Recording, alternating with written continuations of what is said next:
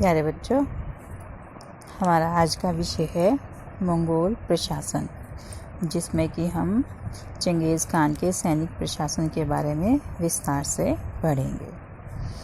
चंगेज़ खान, जो कि आपको बताया था, जिसने यायावर साम्राज्य की स्थापना की थी।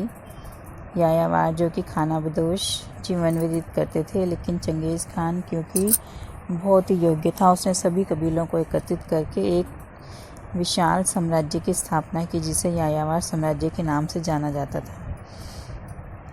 उसने न सिर्फ एक विशाल साम्राज्य की स्थापना की, बल्कि एक उसको अच्छा शासन प्रबंध भी प्रदान किया।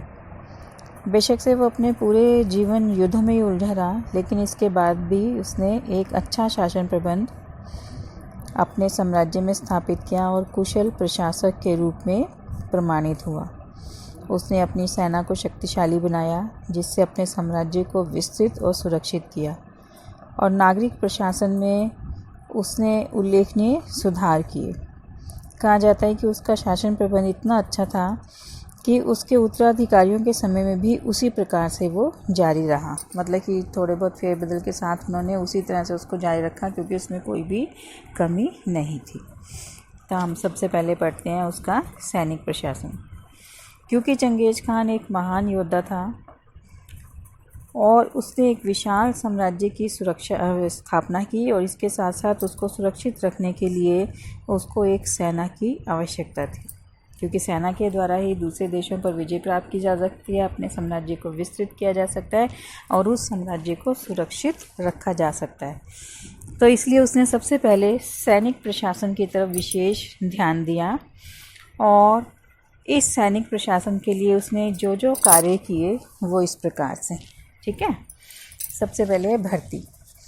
चंगेज़ खान के समय में सभी स्वस्थ व्यक्तियों के लिए, मतलब राज्य के जितने भी व्यक्ति हैं पुरुष, उन सभी के लिए जो स्वस्थ हैं सेना में भर्ती होना अनिवार्य था। ये नहीं था कि कोई भर्ती होगा कोई भर्ती नहीं होगा, सभी स्वस्थ पुरुषों के लिए अनिवार्य, मतलब ज़रूरी था कि वो सेना में भर्ती हों। कुछ लोगों को छूट दी गई थी। कौन कौन थे? पुरोहितों को, डॉक्टरों और विद्वानों को इसमें छूट दी गई थी। बाकी सभी के लिए सेना में भर्ती होना अनिवार्य था। अधिकारियों की भर्ती स्वयं चंगेज़ खान किया करता था। इन पदों पर ऊंचे और विश्वसनीय अधिकारियों के पुत्रों को ही नियुक्त किया जाता था। फिर आ जाता है सेना का संगठन कैसे किया गया था। चंगेज़ खान ने अपनी सेना को पुरानी दशमलव पद्धति के अनुसार गठित किया हुआ था, जिसमें 10, 100, 1000 और 10,000 की सैनिक इकाइयाँ बनाई गई थी। 10 सैनिकों की इकाई को प्लाटून कहा जाता था, 100 सैनिकों की इकाई को कंपनी, 1000 सैनिकों की इकाई को ब्रिगेड और 10,000 सैनिकों की इकाई को तुमन कहा जाता था। चंगेज़ खान से पहले क्या होता था, एक इकाई में एक ही कुल या कबीले के सैनिकों को भर्ती किया जाता था, ताकि उनमें आपस में तालमेल बना रहे, आपस में वो युद्ध करते समय एक दूसरे से लड़े ना, मिलजुल कर कहीं पर भी आक्रमण करने के लिए जाएं तो मिलजुल कर युद्ध करें। लेकिन चंगेज़ खान ने इस प्रथा को समाप्त कर दिया। वो सब में एकता स्थापित करना चाहता था, सिर्फ एक कुल जाति या कबीले की अलग अलग इकाई नहीं बनाना चाहता था। इसलिए उसने इस प्रथा को समाप्त किया और उसने अपनी इकाइयों में अलग अलग कुलों और कबीलों के सैनिकों को सम्मिलित किया। क्यों? जिससे कि एक इकाई में अगर एक ही जाति या कबीले के या कुल के लोग हैं तो वो आपस में एक हो जाएंगे, और दूसरी इकाई से वो झगड़ा करेंगे। तो उनमें आपस में सामंजस्य बनाने के लिए, एकता स्थापित करने के लिए पुरानी प्रथा को उसने समाप्त करके अपनी इकाइयों में उसने अलग अलग कुलों और कबीलों के सैनिकों को सम्मिलित किया। फिर उसके बाद आ जाता है अगला रचना। चंगेज़ खान की सेना में विभिन्न मंगोल जनजातियों के लोग सम्मिलित किए हुए थे। उसने उन देशों को जिनको उसने विजित किया और अपने अधीन किया, उन लोगों को भी उसने अपनी सेना में भर्ती किया। उसको ये डर नहीं था कि इनको मैंने विजित किया है तो ये कभी भी धोखा दे सकते हैं, या शत्रु के ऊपर आक्रमण करने के समय ये उसके साथ मिल सकते हैं। लेकिन उसने उस सब चीज़ों को जानते समझते हुए भी इन सभी विजित देशों और अधीन किए गए देशों के लोगों को अपनी सेना में भर्ती किया। इसमें उसकी सत्ता को स्वेच्छा से स्वीकार करने वाले, मतलब जिन्होंने उसकी अधीनता अपनी इच्छा से स्वीकार कर ली थी, वो तुर्की मूल के उइगर लोग भी सम्मिलित थे, जिनको उसने सेना में सम्मिलित किया। चंगेज़ खान ने अपने सबसे कट्टर शत्रु कैराइट, उनको भी उसने अपनी सेना में सम्मिलित किया। मतलब उसने किसी के साथ भी कोई भेदभाव नहीं किया, सभी को एक समान समझा और सबको अपनी सेना में भर्ती किया। फिर है प्रशिक्षण। सेना को प्रशिक्षण कैसे दिया जाता था? प्रशिक्षण के ऊपर चंगेज़ खान का विशेष ध्यान था, उसने विशेष बल दिया। प्रशिक्षण, उसको एक विशाल सेना सिर्फ भीड़ के समान लगती थी। वो कहता था चाहे सेना छोटी हो लेकिन संगठित, प्रशिक्षित और अनुशासित सेना होनी चाहिए। तो इसलिए उसने प्रशिक्षण पर विशेष ध्यान दिया। उसने अपनी पूरी सेना को अपने चारों पुत्रों के अधीन कर दिया। उसके 4 पुत्र थे, 4 पुत्रों के अधीन उसने सेना को बांट दिया। वो उसके पुत्र विशेष कप्तानों की नियुक्ति करते थे, जिन्हें नौयान कहा जाता था। और इसके साथ साथ सैनिकों को प्रशिक्षण देने के लिए उसके सगे भाई, जिन्हें कि आंडा कहा जाता था, ने भी विशेष भूमिका निभाई। चंगेज़ खान ने जिनको अपना आंडा या सगा भाई बनाया हुआ था, उन्होंने भी सेना को प्रशिक्षण देने में विशेष भूमिका निभाई थी। सैनिकों को प्रशिक्षण सर्दी की ऋतु से पहले दिया जाता था। और किस प्रकार से दिया जाता था? शिकार का अभ्यास करवा कर दिया जाता था। मतलब शीत ऋतु से पहले और शिकार का अभ्यास करवाकर उनको प्रशिक्षित किया जाता था। इसके लिए क्या किया जाता था कि किसी एक विशेष क्षेत्र का चुनाव किया जाता था और इसके लिए विशेष अधिकारियों को नियुक्त किया जाता था कि किस प्रकार से इनको सैनिक गतिविधियों का अभ्यास करवाया जाना है। सैनिक जंगली जानवरों को घेर कर मारने का अभ्यास करते थे। जैसे उन्होंने किसी शत्रु को घेर लिया हो, मतलब कि जानवर को घेर कर उसको मारने का अभ्यास ऐसा था कि जैसे उन्होंने किसी शत्रु सैनिक को घेर कर उसको मार रहे हो। तो जंगली जानवरों को घेर कर मारने का अभ्यास करवाया जाता था। इससे उनका साहस बढ़ जाता था। और अगर किसी सैनिक के क्षेत्र से जानवर भाग जाता था और उसको सफलता नहीं प्राप्त होती थी, और जिस जानवर को उसने घेरा होता था, अगर वो भागने में सफल हो जाता था तो उस सैनिक को कड़े दंड दिए जाते थे। इसका मतलब था कि वो सेना में भर्ती होने के लायक नहीं है, या युद्ध करने के लायक नहीं है, या वो सैनिक जो शत्रु सैनिक हैं उनको भागने देने का अवसर दे सकता है। तो इसलिए उनको कड़े दंड दिए जाते थे, जिससे कि आगे से वो ऐसी गलती ना कर सके। फिर नियम। सेना के लिए कौन से नियम बनाए गए थे? जैसे मैंने आपको पहले ही बताया था कि चंगेज़ खान अनुशासन पर विशेष बल देता था। अनुशासनहीन सेना को भीड़ समझता था, इसलिए उसने सेना को अनुशासन में रखने के लिए बहुत से नियम बनाए थे। और अगर कोई इन नियमों का उल्लंघन करता था तो उसको मृत्युदंड दिया जाता था। ये नियम मैंने आपको यास में भी बताए हुए हैं कि उसने कौन कौन से नियम बनाए हुए थे। जैसे युद्ध के आरंभ होने पर अगर कोई भी सैनिक छुट्टी पर गया हुआ है तो उसको तुरंत वापस हाजिर होना पड़ता है, चाहे वो आज ही छुट्टी पर गया हुआ है, लेकिन अगर युद्ध आरंभ हो जाता है तो उसको छुट्टी छोड़कर वापस आकर रिपोर्ट करनी पड़ती थी। दूसरा, सभी सैनिकों के लिए ये आवश्यक था कि वो अपने अधिकारियों के आदेशों का पालन करें। ये नहीं कि वो यायावार थे तो अपने अधिकारी की आज्ञा को नहीं मानेंगे। अगर उसने कहा कि युद्ध करना है, युद्ध पे जाना है, या शत्रु को मारना है, शत्रु को नहीं मारना है, लूट मार करनी है, नहीं करनी है, जो भी उनको आदेश दिए जाते हैं उन सभी आदेशों का पालन करना उनके लिए आवश्यक था। तीसरा, कोई भी सैनिक अपनी इकाई को छोड़कर दूसरी इकाई में नहीं जा सकता था। जैसे आपको पहले बताया था ना कि 10,000 की सैनिक इकाइयाँ बनाई गई थी, तो अगर कोई सैनिक जिस भी इकाई में है उसको उसी में रहना पड़ता था, वो अपनी मर्जी से अपनी इकाई को छोड़कर दूसरी इकाई में नहीं जा सकता था।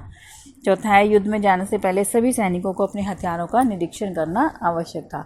ये नहीं कि युद्ध में गए और वहाँ जाके देखा कि उनके जो हथियार हैं वो चल नहीं रहे हैं, ख़राब हैं, टूटे हुए हैं, या किसी प्रकार की उसमें कोई ख़राबी आई हुई है। इसलिए युद्ध में जाने से पहले उनको अपने हथियारों का निरीक्षण कर लेना चाहिए, जिससे कि युद्ध में किसी प्रकार का नुकसान ना उठाना पड़े। फिर उसके बाद कोई भी सैनिक अपने अधिकारियों की अनुमति के बिना लूटपाट ना करे। जैसे मैंने आपको पहले बताया था कि जब ये यायावार थे, ये कहीं भी आक्रमण करने के लिए जाते थे तो उसके बाद ये उस क्षेत्र को विजित करने के पश्चात वहाँ पर लूटपाट शुरू कर देते थे। तो इससे जो विजित क्षेत्र थे वहाँ के लोगों के ऊपर बहुत बुरा असर पड़ता था। इसलिए चंगेज़ खान ने उनके लिए नियम बना दिए कि कोई भी सैनिक युद्ध के दौरान या विजय प्राप्त करने के बाद अपने अधिकारी की अनुमति के बिना लूटपाट नहीं करेंगे, और अगर अधिकारी ने उनको अनुमति दे दी है लूटपाट करने की तो फिर किसी प्रकार की कसर नहीं छोड़नी चाहिए, लेकिन उस लूटपाट में खान का हिस्सा अलग से रखना चाहिए। फिर उसके बाद है अधिकारियों द्वारा अगर अनुमति मिल गई है तो उनको लूटपाट करने में किसी भी प्रकार की कोई कसर नहीं छोड़नी चाहिए और उसमें से खान का हिस्सा अलग से रखना चाहिए। फिर उसके बाद है कि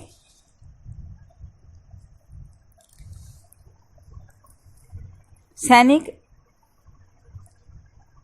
सेना में अगर भर्ती होता है तो उसे कुछ समय के लिए बिना वेतन लिए राज्य का कार्य करना चाहिए। कितनी सेवा कर सकता है वो अपने राज्य के लिए? क्या सिर्फ वो वेतन के लिए ही सेना में भर्ती हुआ है या लूटपाट करने के लिए सेना में भर्ती हुआ है? ये देखने के लिए कोई भी व्यक्ति जो सेना में भर्ती हुआ है उसको कुछ समय के लिए बिना वेतन के लिए राज्य का कार्य करना चाहिए, जिससे कि पता लग जाए कि उसमें कितनी स्वामी भक्ति है, बिना पैसे के भी वो काम कर सकता है या नहीं कर सकता है। तो इसलिए उसको नियम बनाया गया था कि उसको कुछ समय के लिए बिना वेतन के काम करना चाहिए। फिर उसके बाद है सेना की कुल संख्या कितनी थी। अब चंगेज़ खान के पास कितनी सेना थी इसके बारे में इतिहासकारों में मतभेद है, क्योंकि इनका कहना है कि चंगेज़ खान के पास सेना में लगातार परिवर्तन होता रहा। शुरू में उसके पास सेना की संख्या बहुत कम थी, लेकिन जैसे जैसे उसके साम्राज्य का विस्तार हुआ वैसे वैसे उसके सैनिकों की संख्या भी बढ़ती चली गई। क्योंकि पहले उसके पास एक छोटा सा राज्य था, लेकिन जैसे जैसे विजय प्राप्त करता गया उसको सेना की आवश्यकता पड़ती गई, ज़्यादा सेना की आवश्यकता पड़ती गई, इसलिए उसने सैनिकों की भर्ती करता गया और एक विशाल साम्राज्य को स्थापित करने, उसको सुरक्षित रखने के लिए एक विशाल सेना की आवश्यकता थी। तो धीरे धीरे उसकी सेना में भी वृद्धि होती गई। तो अनुमान लगाया जाता है कि उसके पास 1 लाख से लगभग 1.5 लाख के करीब सेना थी। मतलब उसके जो सेना थी उसमें सैनिकों की संख्या 1 लाख से 1.5 लाख के करीब थी, लेकिन ये समय के साथ साथ इसमें वृद्धि हुई है। शुरू से उसके पास इतनी बड़ी सेना नहीं थी। फिर है हथियार और सामान। उनके पास हथियार और सामान किस प्रकार के होते थे? उस समय कहा जाता है कि घुड़सवार सेना का समय था, ज़्यादातर घुड़सवार होते थे, तो इसलिए प्रत्येक सैनिक के पास एक घोड़ा होना आवश्यक होता था और इनके घोड़े बहुत ज़्यादा फुर्तीले होते थे। इनका एक घोड़ा एक दिन में आसानी से 100 मील दौड़ सकता था। हल्के घुड़सवार सैनिकों के पास 2 धनुष और 2 तरकश होते थे, ठीक है, जिनमें अनेक तीर रखे जाते थे। क्योंकि मंगोल सैनिक जो थे वो तीरंदाजी में बहुत निपुण होते थे, इसलिए उनके पास धनुष बाण अधिक होते थे। उनके द्वारा कहा जाता है कि छोड़े गए तीर 200 से 300 गज की दूरी तक तबाही मचाने में सफल रहते थे। मतलब कि इतने कुशल तीरंदाज थे वो कि उनके द्वारा छोड़ा गया तीर 200 से 300 गज की दूरी पर भी तबाही मचा सकता था। और उनके तीर इतने नुकीले होते थे, कहा जाता है कि वो लोहे में भी सुराख कर सकते थे। तो इंसान तो क्या चीज़, अगर किसी सैनिक के लग गया तो उसका मरना तो निश्चित ही निश्चित है, अगर वो लोहे में भी सुराख कर सकते थे। और ये जो तीर थे शत्रु सेना में तहलका मचा देते थे। और जो भारी घुड़सवार होते थे उनके पास तलवारें और भाले होते थे। मंगोल सैनिक इनको चलाने में भी बहुत निपुण होते थे। इसके अतिरिक्त मंगोल सैनिक शत्रु के दुर्गों का विनाश करने के लिए घेराबंदी यंत्र या नेफता बमबारी का प्रयोग करते थे। इसमें वो बहुत अधिक निपुण थे। कहा जाता है कि प्रत्येक मंगोल सैनिक लोहे का टोप, छाती और भुजाओं पर लोहे के कवच पहनते थे ताकि शत्रु के जो तीर हैं, तलवार हैं, भाले, उनको कोई नुकसान ना पहुंचा सके। इसलिए अपनी सुरक्षा के लिए वो लोहे का टोप पहनते थे और छाती और भुजाओं पर लोहे का कवच पहनते थे। इसके अतिरिक्त पाँव में वो चमड़े के भारी बूट पहनते थे। सर्दियों में वो फर के कोट और फर का टोप पहनते थे। हर सैनिक के पास एक चमड़े का बैग होता था जिसमें कुछ खाने पीने का सामान होता था। कुछ वस्त्र और हथियार भी उनके पास होते थे और घोड़ों की सुरक्षा के लिए उनको भी चमड़े का कवच पहनाया जाता था। तो ना सिर्फ वो अपना बल्कि अपने पशुओं, घोड़ों का भी वो पूरा ध्यान रखते थे। फिर है लड़ाई के ढंग। लड़ाई करने से पहले मंगोल अपनी सरदारों की सभा, जिसे कुरिलताई कहा जाता था, उसका आयोजन किया जाता था। मतलब कुरिलताई की सभा बुलाई जाती थी और इसमें युद्ध के उद्देश्य और योजना के संबंध में चर्चा की जाती थी। सबसे पहले तो ये बताया जाता था कि युद्ध करने का उद्देश्य क्या है, इससे हमें क्या लाभ होगा, हम क्यों युद्ध कर रहे हैं, क्या हमारी शत्रुता है, क्या वहां से हमें कुछ धन प्राप्त होगा या कुछ क्षेत्र प्राप्त होगा, सारे उद्देश्य बताने पड़ते थे। और उसके बाद योजना कि किस तरह से हम वहां पर आक्रमण करेंगे, कैसी हमारी योजना है, उसके बारे में चर्चा की जाती थी। इस सभा में सभी कप्तान, जो सेना के कप्तान होते थे, वो सम्मिलित होते थे और खान उनको विशेष निर्देश प्रदान करता था। युद्ध आरंभ होने से पहले मंगोल जासूस शत्रु देश में चले जाते थे और वहां जाकर सारा जायजा लेते थे कि कैसी उनकी युद्ध की तैयारी है, कैसे उनके शस्त्र हैं, कहां से वो आक्रमण करने के बारे में सोच रहे हैं, किस प्रकार से उनकी सैनिक योजना है, कितने उनके सैनिक हैं, कौन कौन से उनके शस्त्र हैं, वो सारी जानकारी लेते थे और वहां जाकर मंगोलों के बारे में झूठी अफवाहें फैलाते थे। मंगोलों के बारे में इतनी ज्यादा वो भयानक बातें उनको बताते थे कि उनका पहले ही मनोबल गिर जाता था और वो युद्ध करने से घबराने लग जाते थे। झूठी अफवाहें फैलाने का उद्देश्य क्या था? शत्रु सैनिकों के मनोबल को गिराना, ताकि जो शत्रु सैनिक हैं बिना लड़ाई आत्मसमर्पण कर दें। उनको इतना डराया जाता था, इतनी विनाश की चेतावनी दी जाती थी कि वो कांपने लग जाते थे। मंगोल जिस भी क्षेत्र पर आक्रमण करना चाहते थे उसको चारों तरफ से घेर लेते थे।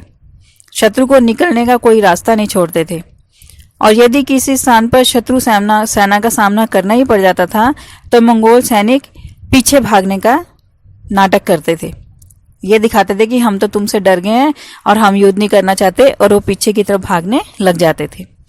शत्रु सेना को उनकी ये चाल समझ नहीं आती थी और उनको लगता था कि ये तो डर के भाग रहे हैं, तो वो उनको और डराने के लिए उनके पीछे भागने लगते थे।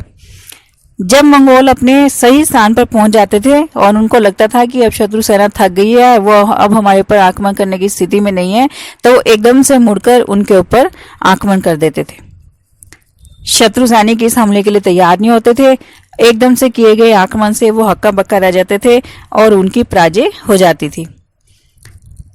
शत्रु को पराजित करने के पश्चात मंगोल वहां पर इतनी भयंकर लूटमार करते थे कि उनका नाम सुनते ही लोग डरने लग जाते थे। शत्रु पक्ष जो था वो तो डरता ही डरता था, वहां के रहने वाले लोग डरते थे, लेकिन आसपास के जो क्षेत्र थे वो भी उनसे डरने लग जाते थे। इतनी भयंकर तबाही वो वहां पर मचाते थे। इससे मंगोलों को विजय प्राप्त करना और भी आसान हो जाता। किसी भी क्षेत्र के ऊपर आक्रमण करने के लिए उनको कोई भी डर नहीं रहता था और वो कहीं पर भी विजय प्राप्त करने में सफल हो जाते थे। मंगोलों ने जिस तरफ भी मुंह किया उस तरफ उनको विजय ही प्राप्त हुई और इन सब विजयों का जो श्रेय था वो चंगेज खान जैसे नेतृत्व वाले व्यक्ति को जाता था, जिसने अपने नेतृत्व के द्वारा हर क्षेत्र में विजय प्राप्त करके एक विशाल साम्राज्य की स्थापना की। धन्यवाद।